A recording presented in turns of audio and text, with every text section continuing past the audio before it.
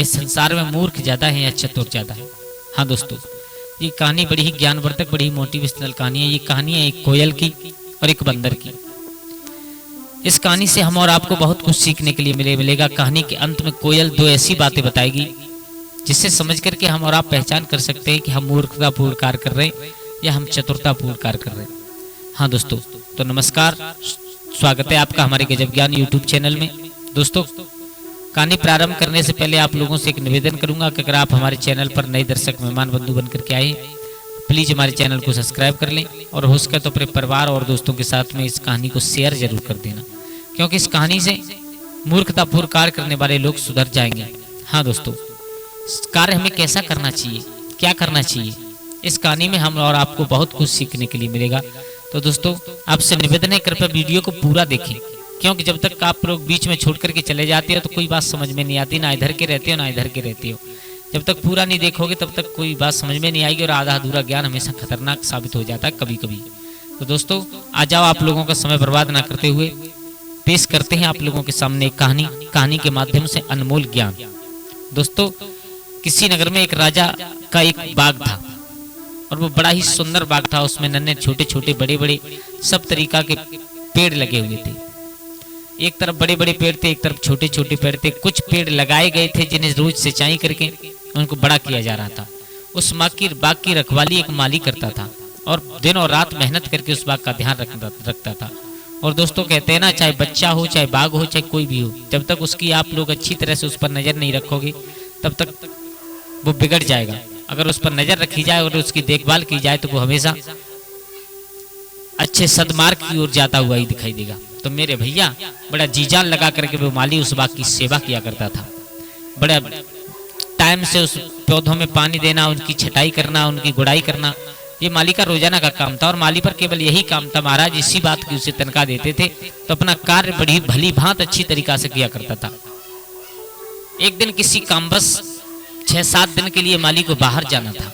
तो अब उसने विचार किया, बोले 6-7 दिन में तो ये पौधे सूख जाएंगे, जो छोटे छोटे पौधे, अब मैं इसका करूं तो करूं क्या। और उसी बाग में जो माली था उस कुछ बंदर और रहा करते थे। तो दोस्तों, उस माली की और बंदरों की दोस्ती हो चुकी थी। वो बंदर बढ़िया थे, वो नुकसान नहीं किया करते थे।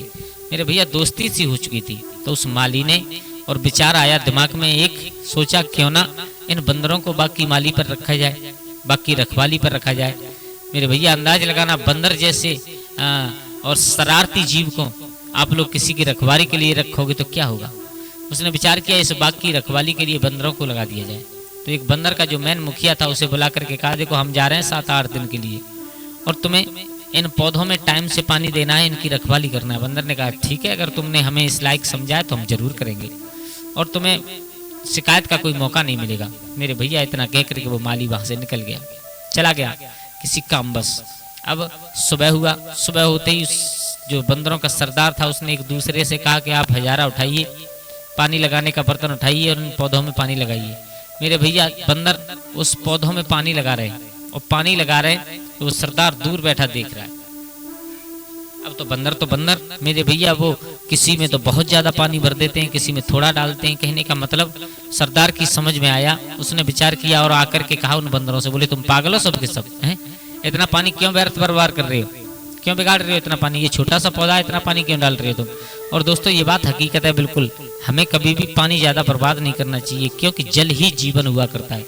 आज हमारा तुम्हारा जल वाटर लेवल पृथ्वी से बहुत नीचे चली जा रही है। एक दिन वो आएगा कि हमें पानी की समस्या से बहुत ज्यादा जूझना पड़ेगा। इसलिए सबसे निवेदन है, कृपया पानी को ज्यादा ना बिगाड़ा जाए, जरूरत के हिसाब से ही पानी यूज किया जाए। उससे ज्यादा बर्बाद करने से और हम लोगों की आने वाली पीढ़ियों को बहुत कुछ कष्ट कर सहना पड़ेगा।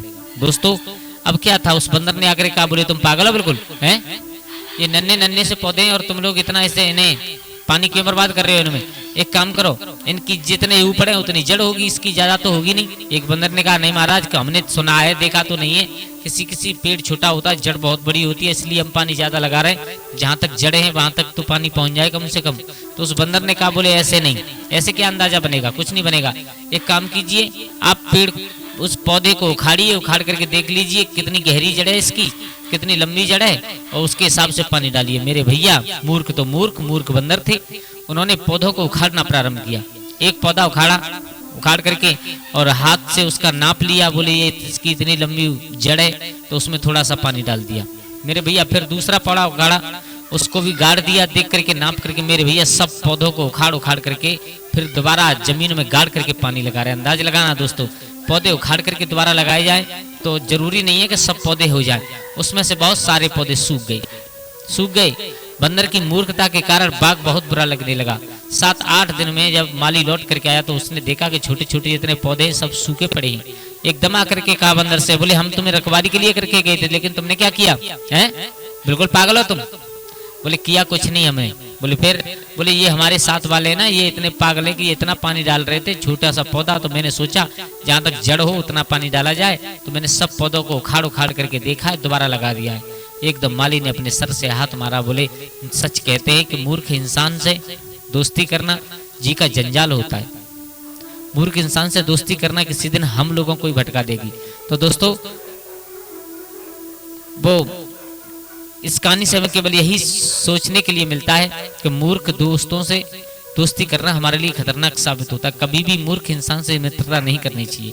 उस माली ने उन बंदरों से दोस्ती करने के बाद इतना कुछ करने के लिए मिला, उसे इतना कुछ हो गया उसके साथ में, सारे पौधे सूख गए। तो हमेशा दोस्ती करें, दोस्त बनाएं तो सोच समझ करके देखभाल करके बनाएं। दोस्तों आज के लिए बस इतना ही। कैसी लगी आप लोगों को हमारी ये कहानी? अगर अच्छी लगी हो तो प्लीज हमारे गजब ज्ञान यूट्यूब चैनल को सब्सक्राइब करें। और आप लोगों का धन्यवाद जो आप लोगों ने वीडियो को पूरा देखा। कल फिर मिलते हैं किसी एक नई कहानी, एक नई चर्चा के साथ। तब तक के लिए सभी लोग आनंदित रहें, खुश रहें। जय श्री राधे, जय श्री राम।